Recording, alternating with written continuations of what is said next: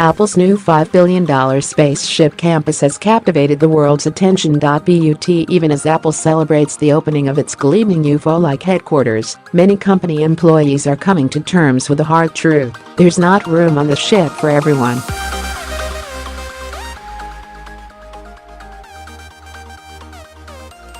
Who gets a ticket and who gets left behind has become a subject of speculation, conversation and some grumbling at the world's largest company.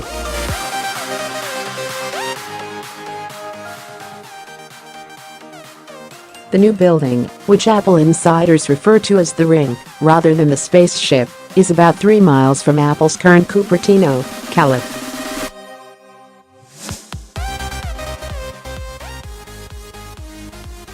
Headquarters at One Infinite Loop.The fact that the new building can't house everyone isn't exactly a surprise to anyone who did the math. Apple says the new campus will hold 12,000 employees.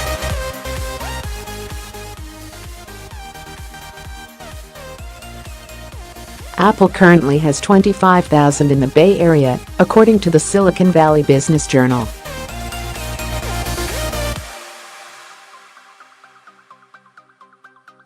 But in keeping with its penchant for secrecy, Apple has not widely discussed its plans for the move internally, leaving many employees in the dark.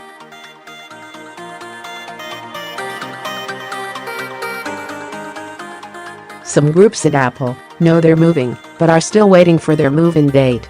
Others suspect they're not getting an invite to the Ring simply because they haven't been told of any plans to move.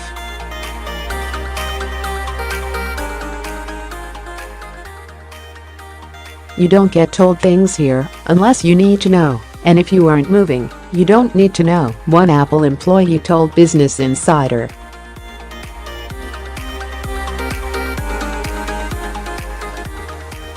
Employees who know they're headed to Apple Park excitedly chat about the perks awaiting them at their new home, while others commiserate about being excluded, according to Apple insiders Business Insider spoke to.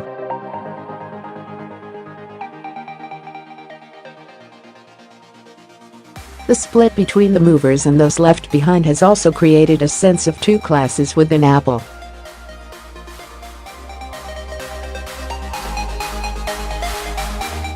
Apple's most valuable talent will be moving to the Ring, including executives like CEO Tim Cook, teams full of software developers, and Apple Chief Design Officer Jony's design teams, which will get one of the nicest spots on the 4th floor of the building.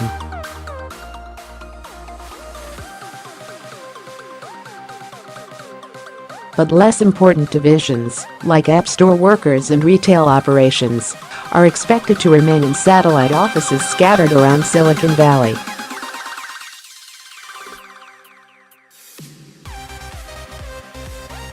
This means those people will often have to travel using Apple's shuttle service to another office just to attend meetings.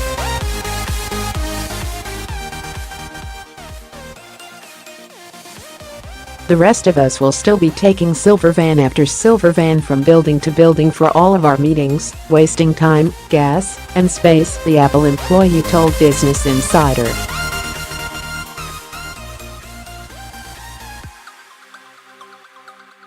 You would think one of the main points of a $5 billion campus would be to bring more people together in the same place.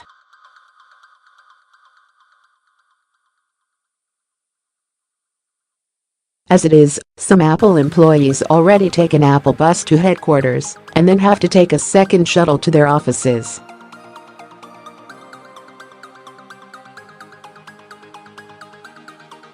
In Cupertino, you can regularly see silver Ford and Toyota vans traveling the roads, ferrying Apple employees from one building to another.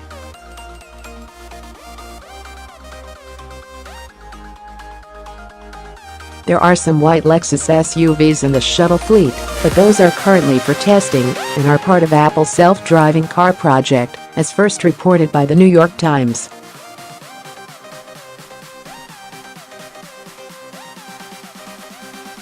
Apple executives have previously cited the constellation of scattered offices as one of the benefits of consolidating into new headquarters.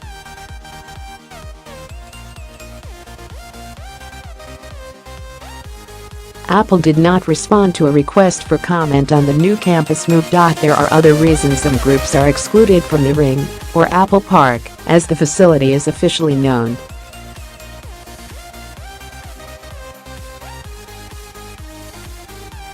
Many of Apple's special projects groups, working on technologies in health, augmented reality, and robotics, are housed separately from Apple headquarters, most likely for security and secrecy reasons.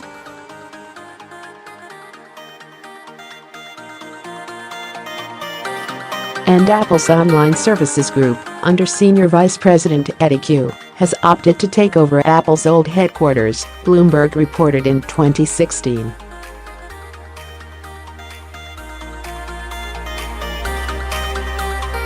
The 2.8 million square foot Ring building was the final project of Apple co-founder Steve Jobs, who envisioned it as best office building in the world.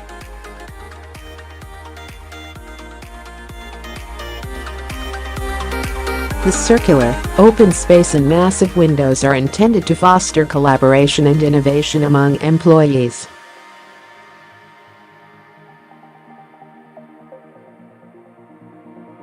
Not all Apple employees are fans of the new setup, though some Apple engineers, accustomed to working in small offices, fear the open floor plan will be too loud and distracting, The Wall Street Journal reported in July.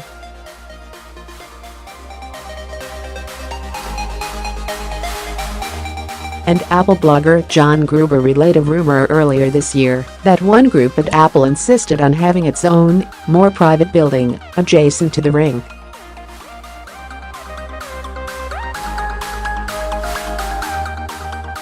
Apple's Ive, who spearheaded the construction of the new headquarters, has expressed bewilderment that the company's new offices have been criticized by outsiders.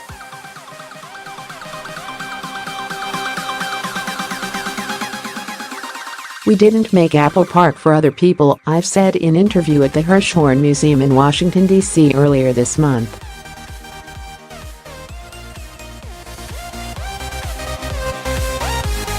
"So I think a lot of the criticisms are utterly bizarre, because it wasn't made for you.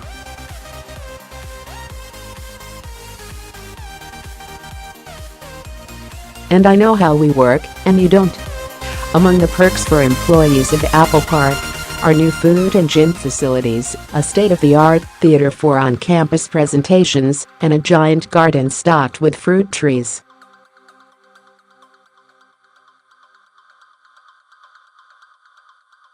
At some satellite offices, by contrast, the only lunch options are from vending machines.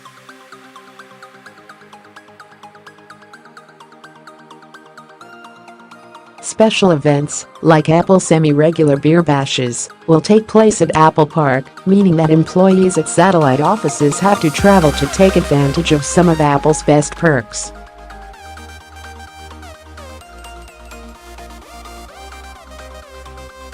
Obviously very first-world problems, but having such disparities in quality of workplace environment across the company creates an awkward hierarchy and lack of a unified company culture, says the insider.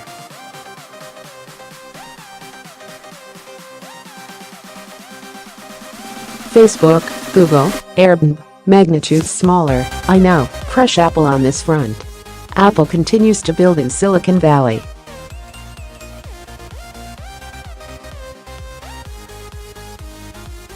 It's building a second spaceship in Sunnyvale and has been buying and developing a lot of properties.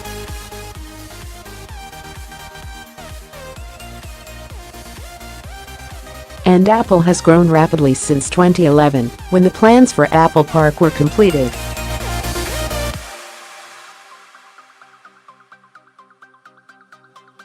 But as rivals and neighbors start to build their giant new campuses, the competition for top talent in Silicon Valley will heat up.